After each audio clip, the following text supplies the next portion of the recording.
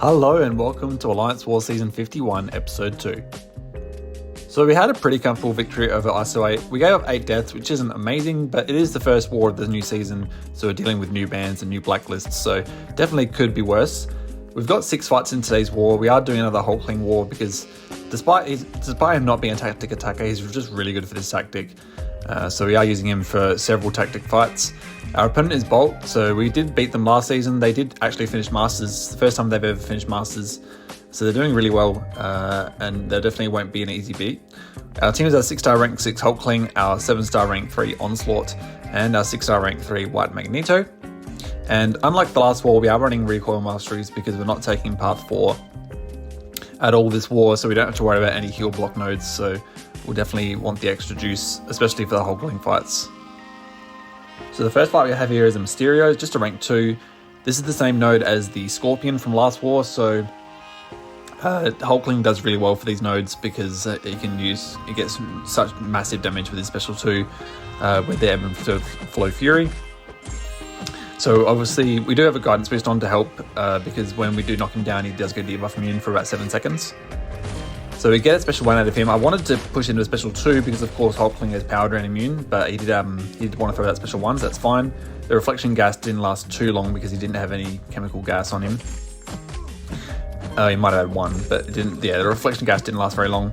Now here we're at a special 2, so we definitely want to parry heavy into a special 2. And so we were trying to get him to block. He didn't want to block, and we did get him to block just before we get to the special 3. And the special 2 basically killed him.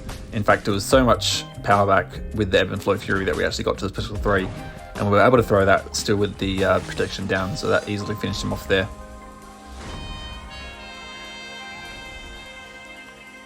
Next fight we have is Nick Fury. So we did this exact fight last war, and it went a lot worse this time because it kind of just messed up the rotation.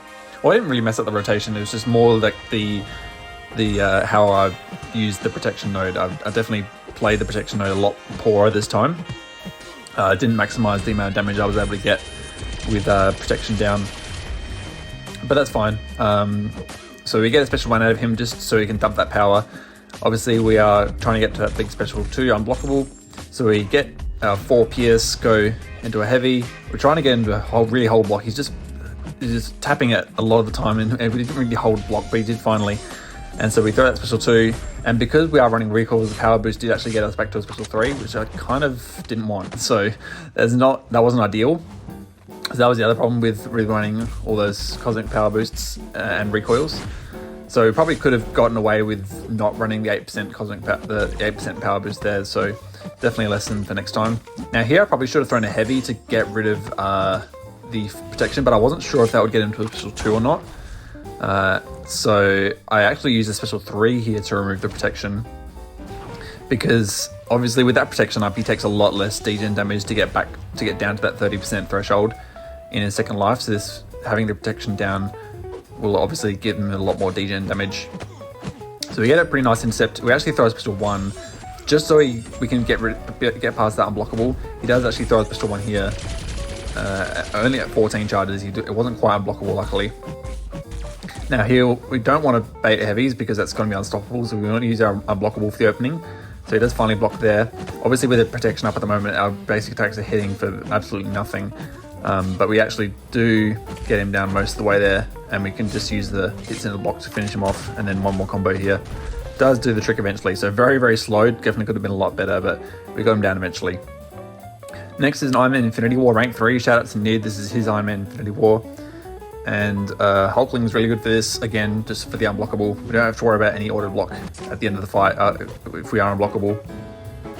So we are just similar to that Mysterio fight, just want to use the hits in the block during the auto block phase, and of course he can't auto block blockable attacks, he's not arcade.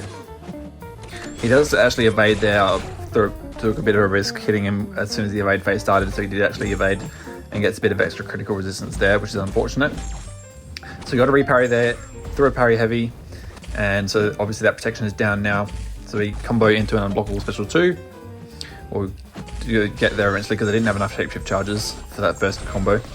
and we actually threw 2 special 2s back to back. Unfortunately, this got him down to 6%. Didn't quite finish him off because of all that crit resistance.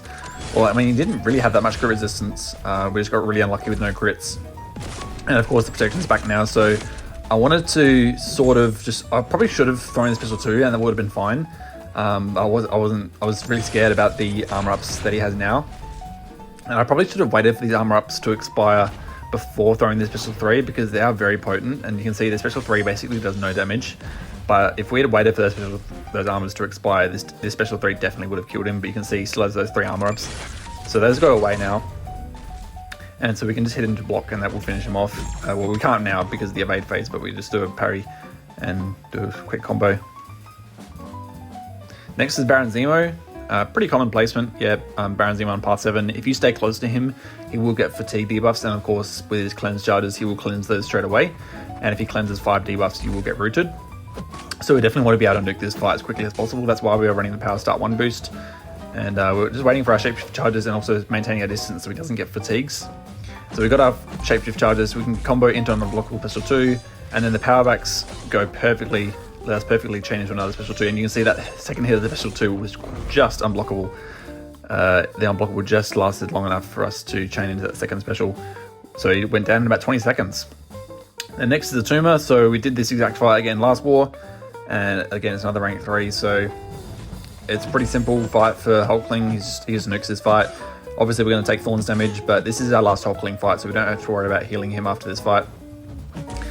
So we get a few pierces. We obviously want to bait the special 1. I'm not terrible at dexing the special 2, but baiting the special 1 is much simpler. Got unblockable special 2. That gets us almost back to another special 2, but of course HulKIng special 2, it never crits, so we didn't quite get back there. He blocks at the perfect time, so we can do another unblockable special 2, and that finishes him off. So yeah, really simple fight, especially with the recoil masteries on there. Final fight is the Bullseye. I took this fight last season with Onslaught, I think right after rank 3ing him, and yeah, it's a great matchup for him, especially with the Power Start 1. So we just want to hit him a few times and pray for Incinerate. So we get a few Incinerates there. So you can see our Neuroshocks are going to get 1 per second now. We actually heavy. I don't know why. I don't know why I threw the special 1. It was such a stupid decision to throw the special 1. We absolutely did not need to throw the special 1 at all. But you can see we're up to 25 Neuroshocks now. So they actually are taking for quite a bit of decent damage, especially with those Daunts as well. Those will help for the next special attack. We got a nice heavy counter there. Luckily we didn't get any poisons on us because it was during the poison phase. Here I should have heavy countered that heavy. I'm not sure why I didn't. I think I was just focused on getting the special 2. So we actually are going to lose a lot of Neuros now because he's just throwing the special 1 now. And of course this Killer Instinct is still up. And it's poison phase now, so I should have heavied there just to pause the Neuros, but I didn't. And so you can see now all of those 10 Euros are going to expire, which really sucks. Now the Incinerate phase has started, so we have no choice. We just have to heavy cancel into the special 2. So we do actually get lucky. They've got 5 degens. Well, the Incinerate's helped, of course. And so he does actually go down from this, but it definitely could have been a lot cleaner. Had I just gone straight for a special 2, it would have pretty much nuked him straight away with all those Neuroshocks. But that was today's war. A bit of a messy war, but we got all the solos that we needed, so that's all that matters in the end.